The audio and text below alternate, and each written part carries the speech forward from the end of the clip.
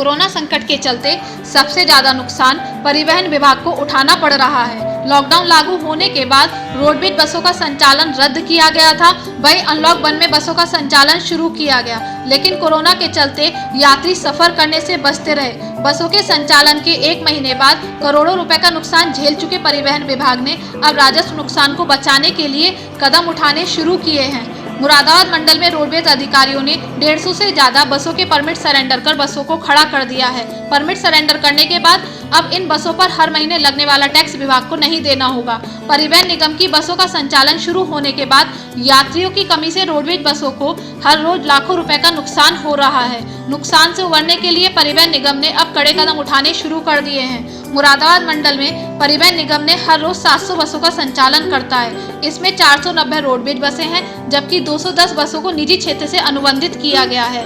यात्रियों की कमी के चलते रोडवेज ने अब निगम की 92 और निजी क्षेत्र की 62 बसों के परमिट सरेंडर कर दिए हैं। बसों के परमिट सरेंडर होने के बाद अब निगम को इन बसों पर लगने वाले अतिरिक्त करों का भुगतान नहीं करना पड़ेगा। परिवहन निगम के अधिकारियों के मुताबिक मंडल की 700 बसों में से महज 400 बसों का ही संचालन किया जा रहा था, जबकि बाकी बसों में यात्रियों के न होने के चलते राजस्व नुकसान उठाना पड़ रहा है। निगम के कुल 154 बसों के परमिट सरेंडर कर दिए हैं, जबकि 50 से ज्यादा बसों को रिजर्व में रखा गया है। आरएम मुरादाबाद मंडल के मुताबिक मुरादाबाद मंडल से हर रोज रोडवेज को 75 लाख रुपए का राजस्व प्राप्त होता था, लेकिन अनलॉक के शुरुआती दौर में यह महज 1 लाख रुपए पर सिमट गया था। जून के आखिरी सप्ताह में प्राप्त राजस्व 40 लाख रुपए प्रतिदिन के हिसाब से मिल रहा है, लेकिन अभी भी यह काफी कम है। परमिट सरेंडर किए जाने वाली बसों को रोडवेज वर्कशॉप में खड़ा कर दिया गया है। परिवहन विभाग के अधिकारियों के मुताबिक विभाग यात्रियों की संख्या को लेकर प्रतिदिन समीक्षा कर रहा है। जुलाई महीने में अगर यात्रियों की संख्या बढ़ती है तो रिजर्व रखी गई बसों को सड़कों पर उतारा जाएगा। अधिकारी लगातार हो रहे नुकसान की भी समीक्षा कर रहे हैं। हालात न सुधरने पर भविष्य में और भी कड़े कदम उठाने का दावा भी कर रहे हैं। हमारे पास 490 बसें निगम की हैं, 200 बस अनुबंधित बसें हैं जो कि हमारे अधीन चलती हैं। इस प्रकार कुल 700 बसें हैं। तो 700 बसों में यात्री इस समय सामान्य की तुलना में जो कोरोना महामारी से पहले था उसकी तुलना में काफ़ी गिरावट आई है। तो समस्त 700 बसों को चलाना निगम के लिए हितकर नहीं था। तो हम लोग बसें जो चला रहे हैं वो यात्रियों की संख्या के हिसाब से चला रहे हैं। अनावश्यक खाली बसें हम लोग नहीं चला रहे हैं। तो लगभग हम लोग 400 से 450 बसों का प्रतिदिन संचालन हम लोग कर रहे थे, और हमारी 250 बसें ऐसी थी जो कि संचालित नहीं हो पा रही थी।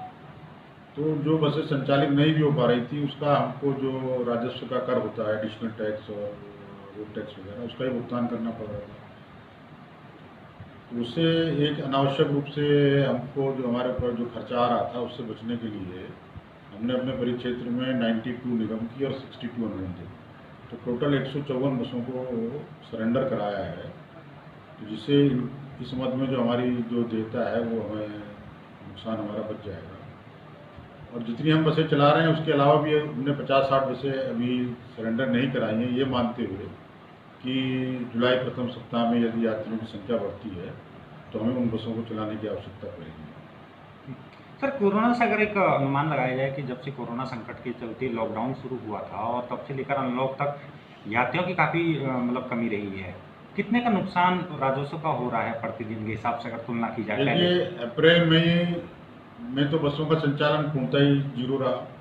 1 जून से ही सरकार ने निगम की बसों को संचालन करने का निर्णय लिया है। जो औसतन हमारी आय लगभग 75 लाख रुपये प्रतिदिन रहती थी, तो वो अब जाके 40 लाख के करीब पहुंची है महीने की 30 तारीख को। तो शुरुआत में तो पहले दिन 1 ही लाख इनकम आई थी।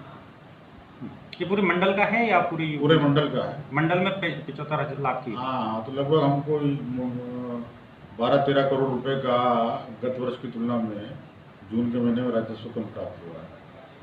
सर, एक आखिरी सवाल, जिस तरह से विशेषज्ञ चिंता जाहिर कर रहे हैं आने वाले समय को लेकर और संक्रमण बढ़ने को लेकर आशंकाएं जाहिर की जा रही हैं, क्या कुछ और इस तरह के कदम उठाने की दिशा में आप जा रहे हैं ताकि राजस्व के नुकसान को बचाया जा सके? देखिए, राज्य सरकार द्वारा और हमारे परिवहन निगम मुख्यालय द्वारा इस संबंध में हम लोग यात्रियों को भी जागरूक कर रहे हैं। जगह जगह हम लोगों ने पोस्टर बैनर भी लगाए हैं।